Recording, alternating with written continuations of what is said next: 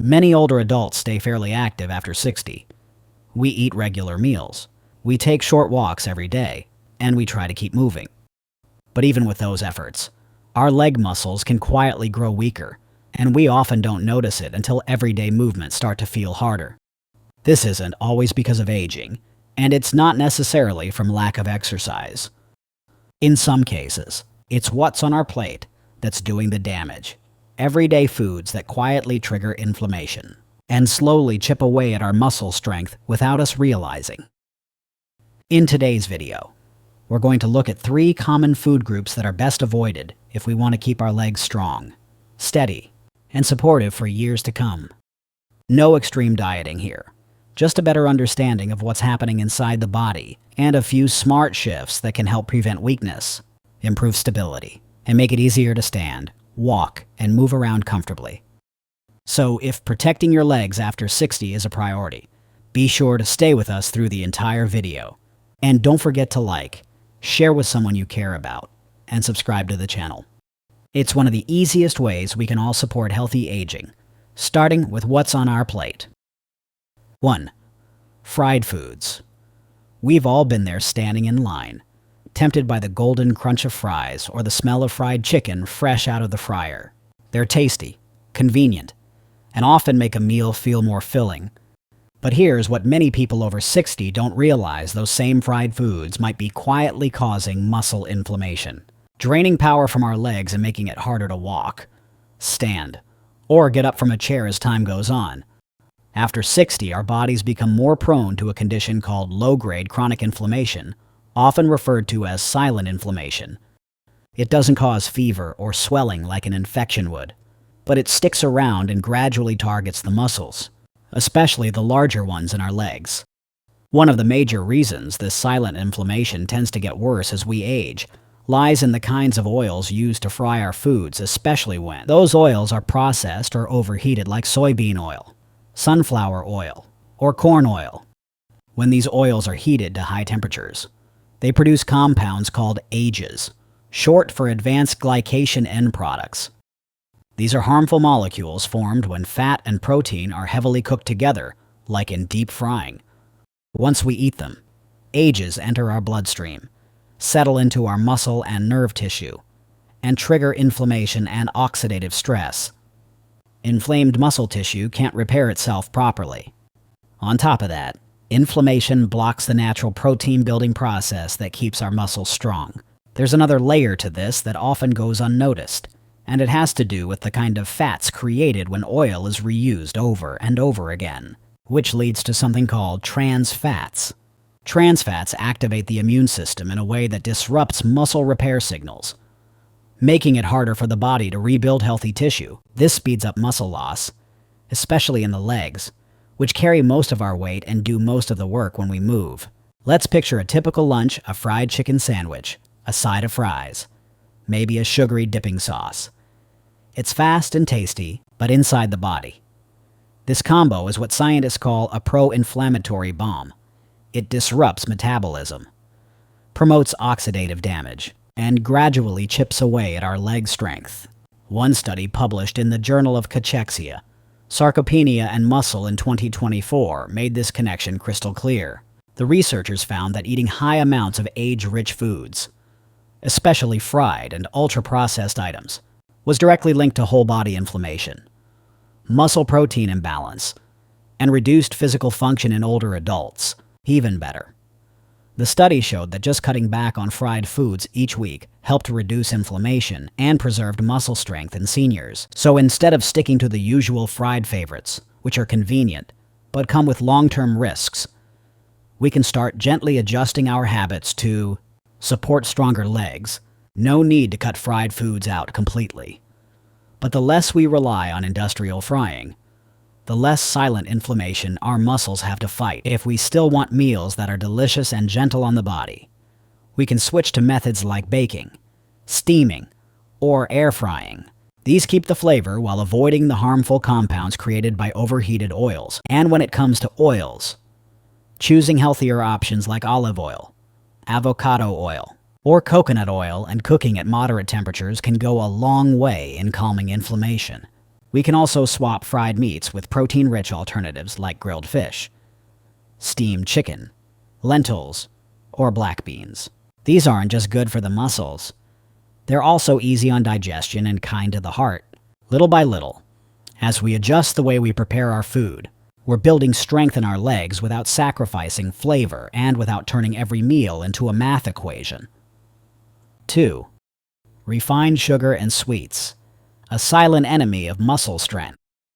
Once we're past 60, one of the most important things we can do to protect our muscle mass, especially in our legs, is to make sure our bodies are actually using the protein we eat every day. It's not just about getting enough protein on the plate. It's about digesting it, absorbing it, and turning it into real, functional muscle. And yet, there is one group of foods that seems completely unrelated to muscle health, but quietly interferes with this process every single day. We're talking about refined sugar and industrial sweets, things like candy, pastries, sweetened cereal, cookies, and soda may seem harmless, and they often show up at breakfast or snack time for older adults. Sweet foods are easy to enjoy, especially when our sense of taste isn't as sharp as it used to be. But when consumed regularly, refined sugar starts to disrupt one of the most important hormonal systems for maintaining muscle: insulin sensitivity. Insulin isn't just the hormone that manages blood sugar. It also acts as a signal for muscle building. It tells the body, we've got fuel now. Let's repair and grow muscle. But when we eat sugary foods too often, blood sugar spikes rapidly. In response, the body produces more and more insulin to keep things in balance. Over time, our cells begin to ignore those signals, a condition known as insulin resistance. And once this resistance sets in, the muscles can no longer respond properly. Even if we're eating plenty of high-quality protein, the body struggles to convert it into muscle. It's like having the right materials, but no one shows up to build the house. The impact goes even deeper. High sugar intake also creates a chronic inflammatory environment in the body. This kind of low-level, long-lasting inflammation puts the immune system on constant alert, pumping out chemicals that interfere with the muscle-building process. Meanwhile, the breakdown of muscle speeds up. The result: we begin losing muscle faster than we can rebuild it, especially in the legs, where strength and stamina are most needed to stay steady and mobile.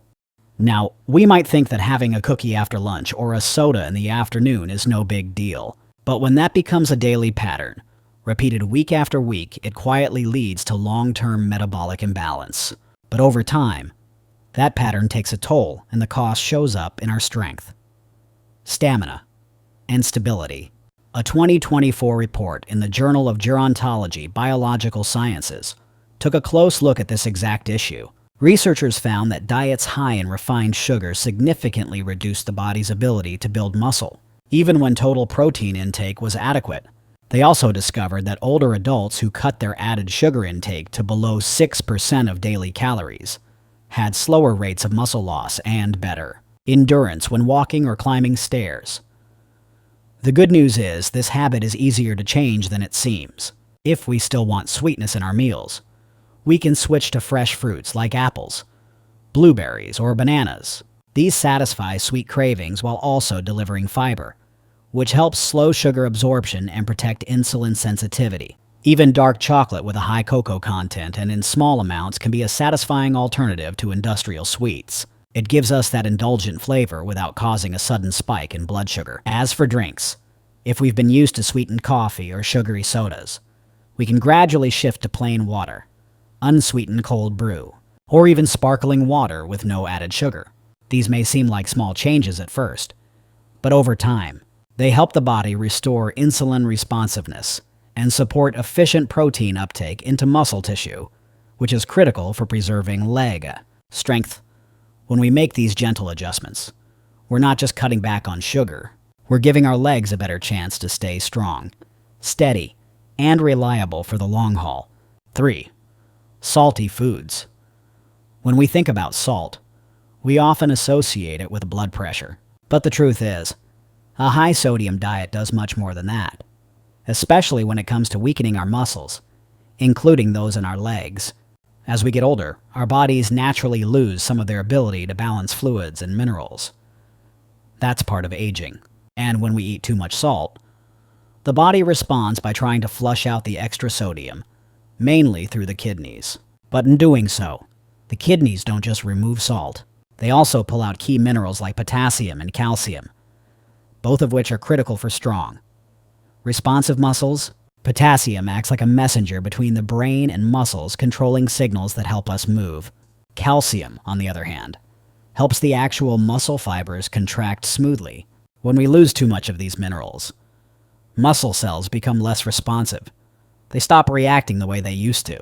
That's when we might start feeling heaviness in our legs, getting cramps more often, or struggling to stay steady on our feet. Even walking a short distance may suddenly feel like a chore.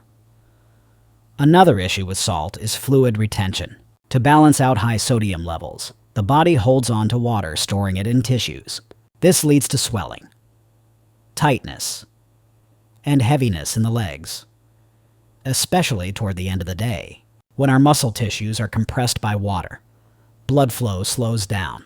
That means less oxygen and fewer nutrients reach the muscles, and when that happens, they start to weaken from the inside out. What makes things even trickier is that many of us don't even realize how much salt we're actually eating. So many packaged foods like canned soup, deli meats, sausages, crackers, and frozen meals are loaded with sodium, even if they don't taste especially salty. A lunch that seems light, say, a bowl of chicken soup with a roll, can contain nearly 500 milligrams of sodium, which is almost the entire daily limit recommended for older adults. One study published in the Journal of Applied Physiology in 2023 explored how sodium affects muscle function in older adults. Researchers found that a high-sodium diet lowers blood potassium levels and disrupts the electrical activity in muscle cell membranes. That leads to weaker contractions and increased fatigue. What's more, these effects were noticeable within just a few weeks of consistently eating salty meals and got progressively worse without dietary changes. Instead of letting all that hidden sodium slip by unnoticed, we can gently shift our habits in a way that supports muscle health without giving up flavor. The first step is becoming more aware of where the salt is coming from. Most of the time, it's not the salt shaker. It's the processed and pre-packaged foods where salt is added for preservation, not flavor. Cooking at home gives us the freedom to season with natural alternatives like black pepper, turmeric, basil, or even just a splash of lemon juice with olive oil. Many people find that, after gradually cutting back on salt, their taste buds become more sensitive, and they no longer crave strong seasoning the way they used to. Another helpful habit is to add more potassium-rich foods into our meals to restore electrolyte balance. Bananas, avocados, sweet potatoes, spinach, and black beans are all great choices. They're easy to find, easy to cook, and they help keep our leg muscles flexible and strong without relying on supplements. Keeping our sodium intake low and our potassium levels steady is one of the most overlooked but powerful ways to protect our legs. When our muscles are nourished, well circulated, and free from swelling, the difference is noticeable. Our steps feel more stable, our legs feel less tired, and we begin to regain strength we may not have even realized we'd lost. We often think that leg strength is all about staying active. And yes, exercise matters. But as we've learned, the foods we eat every day quietly play a huge role in either supporting or weakening our leg muscles. So let's go over the 4 key points we've uncovered today. First, fried foods, especially those cooked in industrial oils, at high heat trigger inflammation and make it harder for muscles to heal and stay strong over time. Second, refined sugar and sweet snacks don't just spike blood sugar. They interfere with how the body uses protein, leading to muscle loss in the legs even when we think we're eating well. Third, salty foods don't just raise blood pressure. They quietly drain the body of potassium, cause fluid buildup, and make muscles weaker, more tired, and more prone to cramping. The solution isn't about extreme dieting or giving up all your favorite meals. It's about smart, gentle swaps like cooking at home with healthier oils, choosing natural sweetness from fruit, and focusing on potassium-rich veggies. And if you've ever felt like your legs aren't as strong as they used to be, if standing for too long makes you shaky, or walking a few blocks feels harder than it should. The answer might not be in a pill bottle. The answer might be in your kitchen cabinet. If you found today's video helpful either for yourself or for someone you care about, go ahead and like this video, subscribe to the channel, and share it with anyone who might benefit. And if you've ever wondered whether a certain food might be affecting your muscles, or if you've experienced unexplained leg weakness, leave a comment below. Let's start a conversation. We'll see you again in the next video where we continue to stay strong, stay informed, and live better, one step at a time.